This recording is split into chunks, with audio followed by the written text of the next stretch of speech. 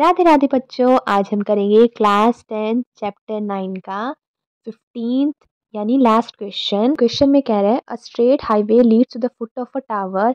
एक straight highway कहाँ तक जा रहा है? टावर के फुट तक। A man standing at the top of a tower observe a car at an angle of depression of 30 which is approaching the foot of a tower with a uniform speed. आदमी tower के top पे खड़ा है और वो angle बना रहा है कार पे। कौन सा एंगल बना रहा है? डिप्रेशन। और कितना बना रहा है? 60। बेटा डिप्रेशन हमेशा होता है ऊपर से नीचे की तरफ। जब किसी इंसान को डिप्रेशन होता है तो वो अपना फेस नीचे करके बैठ जाता है। तो मुझे बात बताओ, और वो फेस नीचे करके बैठेगा तो उसका फेस नीचे की तरफ होगा तो एंगल कहाँ बनेगा? नीचे की तरफ, मतलब ऊपर से नीचे की तरफ एक डिप्रेशन एंगल बनेगा। ठीक है, याद रखना डिप्रेशन का मतलब कैसे बनेगा। कार एक ही स्पीड पे चल रही है टावर के फुट की तरफ। टावर बना दिया और ये एक कार है।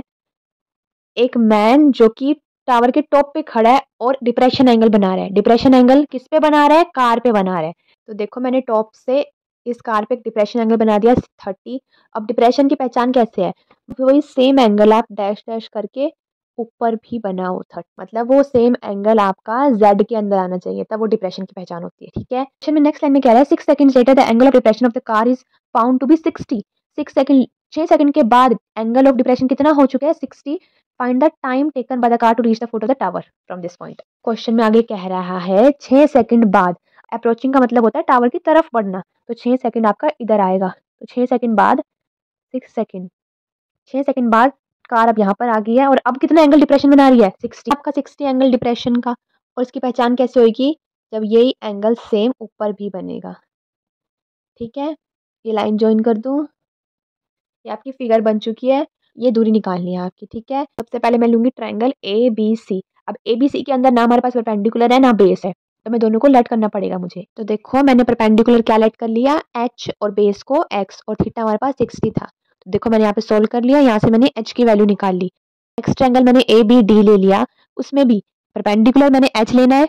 अब बेस देखो ए बी डी के अंदर, बेटा बेस आपका पूरा आ रहा है ये नीचे तक, तो इसमें बेस क्या बनेगा? x+6। ये पूरा बेस बनेगा आपका। ठीक है, ए बी डी ट्रायंगल के अंदर परपेंडिकुलर एच और बेस बेटा पूरा x+6 हो गया। ठीक है, थीटा 30।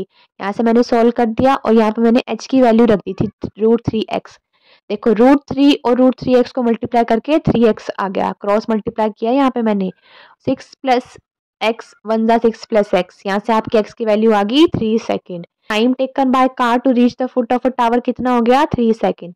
इस क्वेश्चन में कोई भी डाउट हो आप कमेंट्स में पूछना, मैं आपका डाउट सॉल्व कर दूंगी।